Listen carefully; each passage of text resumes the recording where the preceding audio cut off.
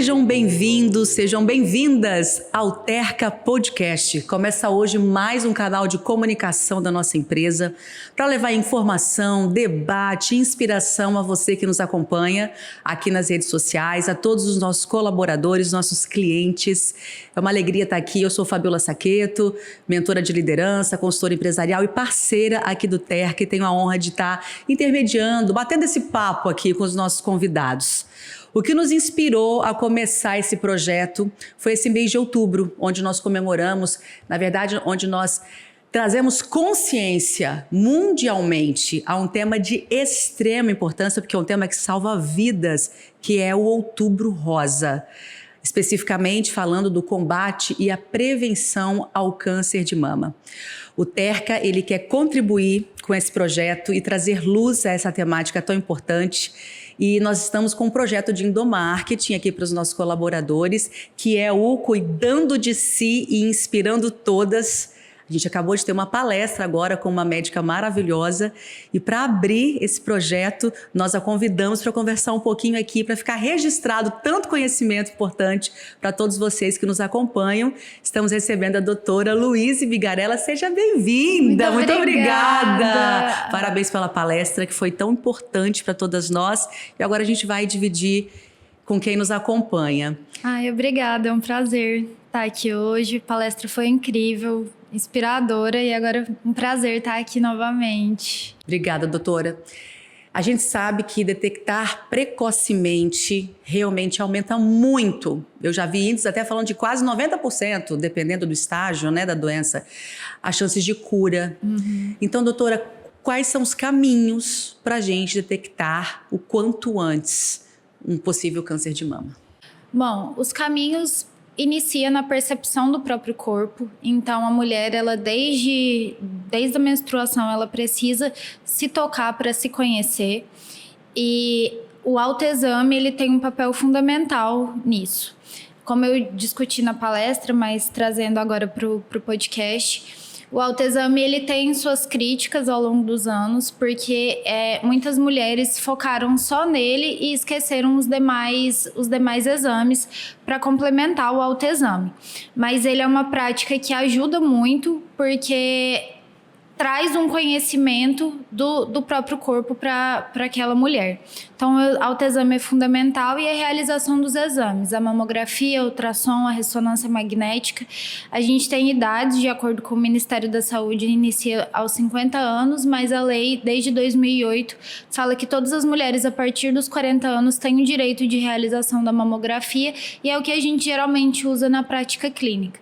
Então, o autoexame, conhecer o próprio corpo, e, a partir das datas indicadas, realização dos exames complementares. Claro que tem toda aquela questão, se tem um histórico familiar positivo, se é uma paciente de alto risco, iniciar antes e sempre fazer anualmente, desde da menstruação, desde a menarca, fazer o exame clínico das mamas, que é com um profissional da saúde, um médico, um enfermeiro que tenha capacitação para fazer anualmente o exame clínico das mamas, para ver se tem alguma característica que foge daquele padrão. E são exames que a gente pode fazer não só em rede particular ou plano de saúde. A rede pública oferece todos esses exames, certo? Certo. A rede pública fornece os exames, e são exames que funcionam na rede pública. A gente sabe que o SUS tem uma certa deficiência em algumas ações, mas a mamografia é algo que funciona. A gente tem uma vazão de exames muito grande em todo o Brasil, a grande maioria dos estados, e o próprio sistema de saúde fornece a mamografia, o ultrassom, a ressonância magnética, enfim, e especialistas também, tanto médico generalista como especialistas em mama, né, os mastologistas, para fazer esse atendimento. Não precisa ter desculpa. Não precisa ter desculpa. Para todos nós, né? Sim. Você sabe uma coisa que me impressionou muito na palestra?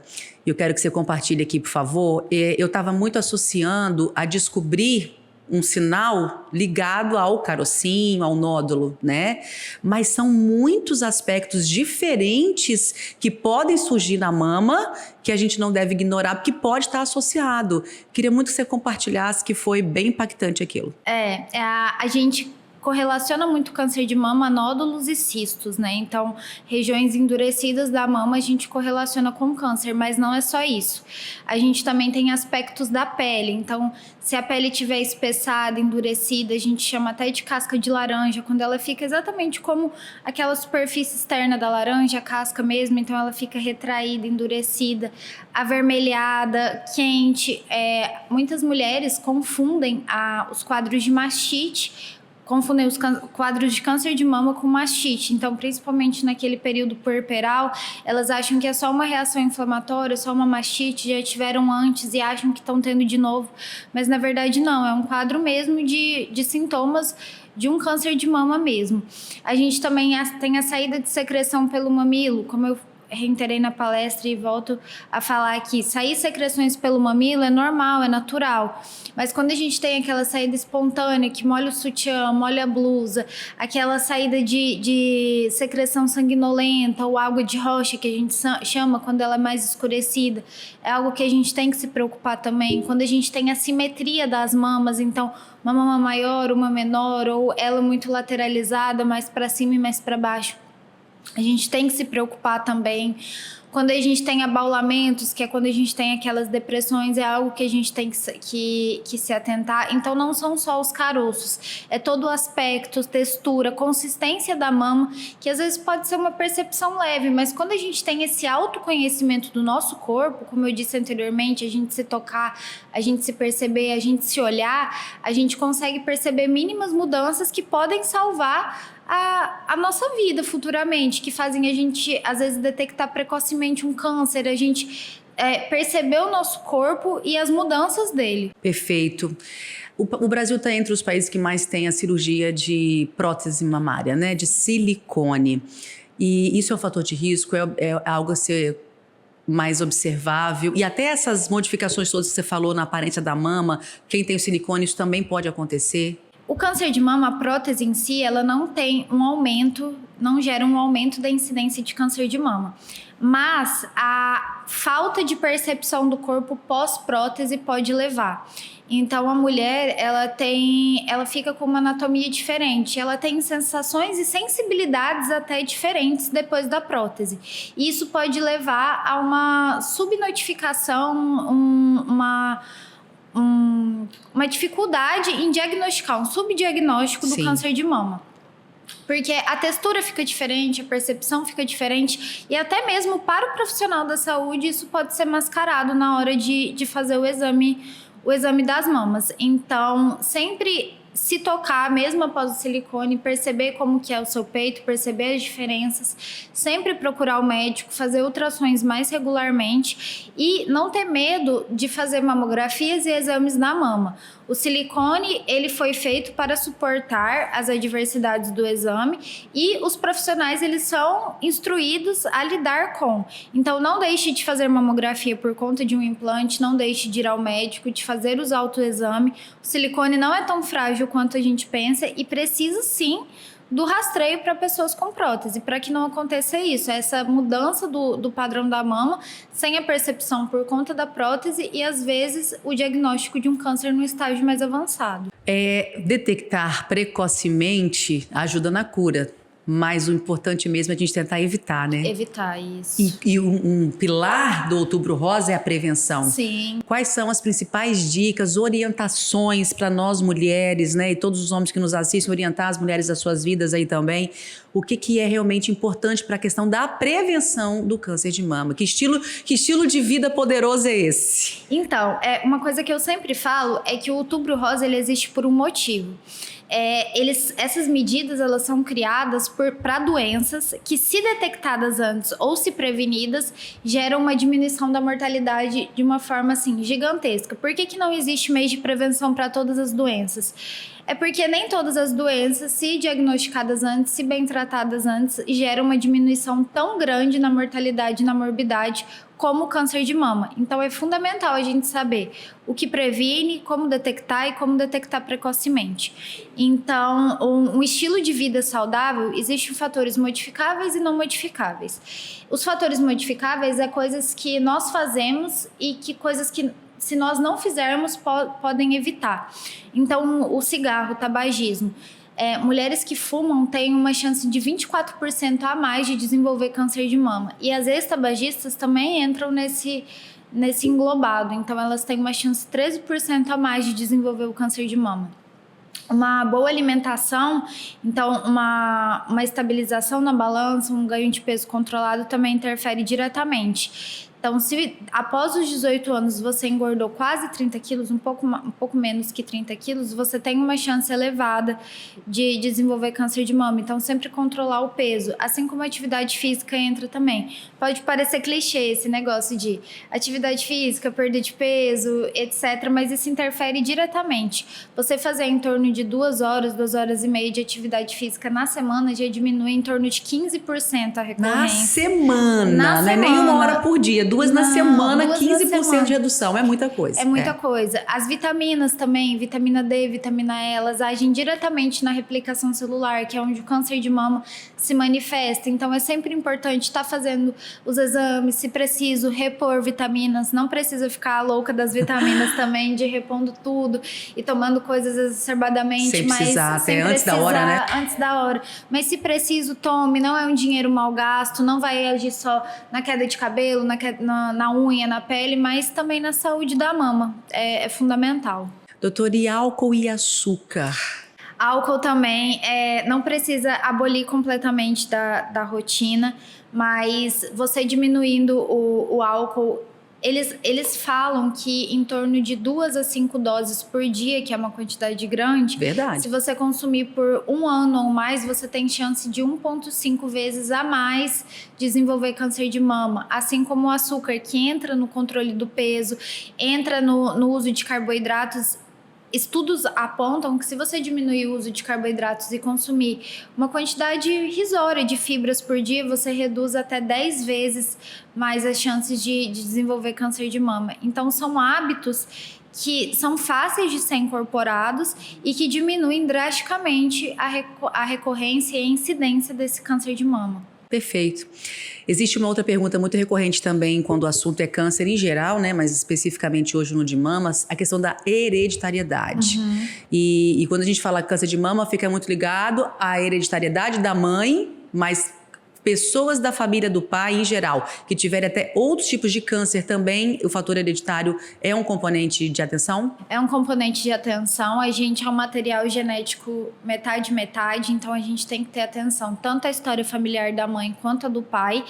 E a história familiar interfere, tanto que o rastreamento para pessoas com alto risco, que a gente fala que são mulheres de alto risco, então quando tem história familiar de câncer de mama em parentes de primeiro grau, com menos de 50 anos, ou câncer bilateral, ou histórica de câncer de mama em homens, são mulheres de alto risco, elas têm que começar a prevenção com 35 anos, não é mais 40, não é mais 60, é 35, e ter uma atenção mais redobrada, e isso interfere diretamente. Claro que não é só os cânceres hereditários que são manifestados. Dos cânceres de mama até hoje, 10% deles são hereditários. O resto é por mutações e por fatores ambientais, fatores... Estilo de vida mesmo. Estilo de vida, que é o que a gente estava comentando Exato. agora. Então, tem uma importância sim, e tem uma importância muito maior para atentar na prevenção do que de fato na incidência desse câncer, na questão hereditária. Mas é algo que a gente tem que se atentar sim, e dos dois lados, tanto da mãe quanto do pai. A minha mãe venceu um câncer de ovário, né, já há muitos anos, graças a Deus. E aí a minha médica ginecologista, imediatamente ela falou: Fabíola, nada de reposição. Na linha dela, né? Uhum. E eu também já tinha essas informações, né, que está disponível hoje para todo mundo sobre esse cuidado que a gente tem que ter. Reposição hormonal. Então, a reposição hormonal e o uso de anticoncepcional, tanto oral quanto, por exemplo, os DIUs de hormônio, né? Os mais conhecidos Mirena, Cailena, eles podem sim aumentar a chance de desenvolver câncer de mama. A terapia de reposição hormonal, principalmente quando usada acima de 5 anos, ela pode ser um fator que predispõe a isso, porque a gente tem cânceres que têm receptores de estrogênio, que é o hormônio mais utilizado na reposição e o que tem, de fato, eficácia, né, para combater os sintomas vasomotores, enfim, do climatério. Ele aumenta sim a chance, mas é tudo questão de dosar risco-benefício. Então, até que ponto eu vou deixar aquela mulher sentindo aqueles sintomas do climatério? Claro, uma mulher sem histórico familiar, que não tem nenhuma contraindicação, tudo isso. Mas até que ponto eu vou deixar aquela mulher, naquele momento, sofrendo esses sintomas, visando uma possível ocorrência de câncer de mama? Então, a gente tem sim um aumento, mas é questão de tudo dosar risco-benefício, que é uma coisa que você tem que sentar e conversar com o seu médico. E a partir do seu histórico, da anamnese, do exame físico, ele vai ver se indica ou não. Assim como o anticoncepcional. O anticoncepcional tem uma frequência menor de recorrência. Então, comparado a mulheres que usaram a anticoncepcional e que não usaram, as mulheres que não usaram, elas têm uma chance mais ou menos de 2% de desenvolver, quando as que usaram anticoncepcional têm uma chance de 2,7, 2,8 de desenvolver em relação à porcentagem.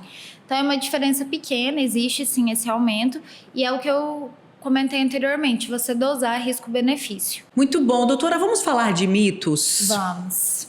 Desodorante. Isso já me pegou, tá? Eu já fiquei com muito medo disso. Eu acho que agora eu já venci. Mas desodorante, ele também é um perigo ou não tem nada a ver? Não, nada a ver. O desodorante ele foi muito discutido durante algum tempo sobre a questão do alumínio, da composição de alguns desodorantes no mundo.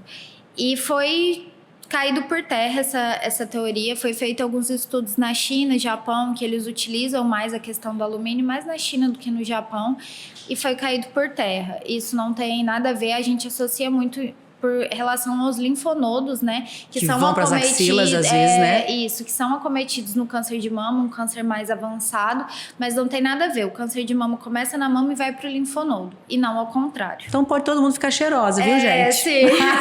De preferência. Sem desculpas.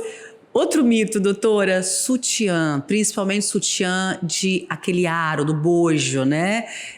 E aí? Aí tem que ter cuidado? Tem que ter cuidado. A Sociedade Brasileira de Mastologia não indica o uso de sutiã com aro, e é mais por uma questão de trauma. A mama é um tecido muito, muito frágil.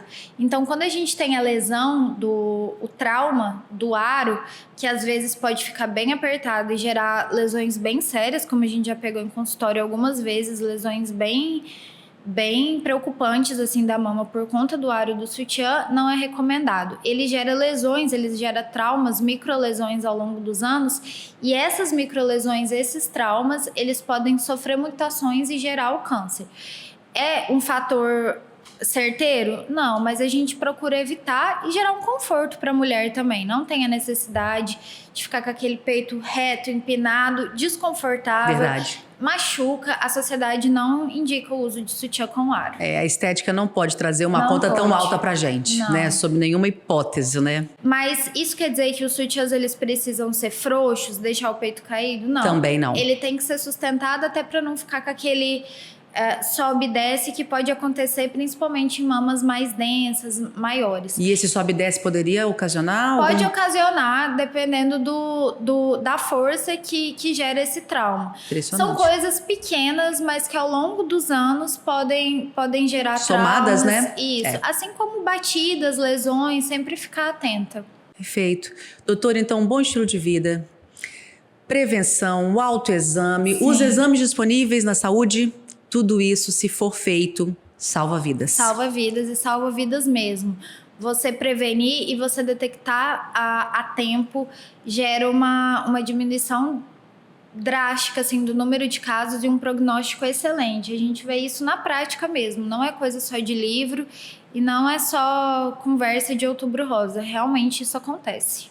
Gente, consciência faz a sua mentalidade ficar mais atenta e aí você tem um comportamento mais assertivo e vai ter esses resultados abençoados. Você, eu e todas nós, né? Nós. Doutora, muito obrigada. Foi um Foi prazer. muito bom, com muitas explicações claras, objetivas, para a gente colocar no nosso dia a dia. Peço a palavra final e agradeço mais uma vez, foi muito bom.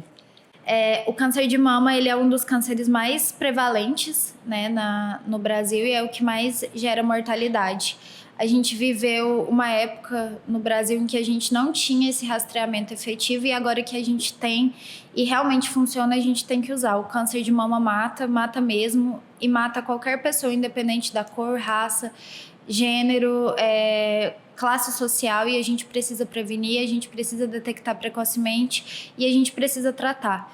Então, vamos usar esse mês para a gente se conscientizar, para a gente aprender a fazer o autoexame, a gente aprender a se tocar e criar uma periodicidade mesmo na nossa vida de mamografia e ultrassonografia anual para as mulheres acima de 40 e 50 anos. Muito bom, muito obrigada. Foi um Deus abençoe, prazer. sucesso, Amém. muito sucesso. Gente, cuide de si e inspire todas. Compartilhe esse podcast com as mulheres que você ama.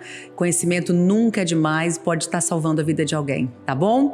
Se você gosta de carreira, nos nossos próximos episódios, nós vamos continuar falando de autocuidado no Outubro Rosa, mas vamos receber as lideranças femininas do Terca.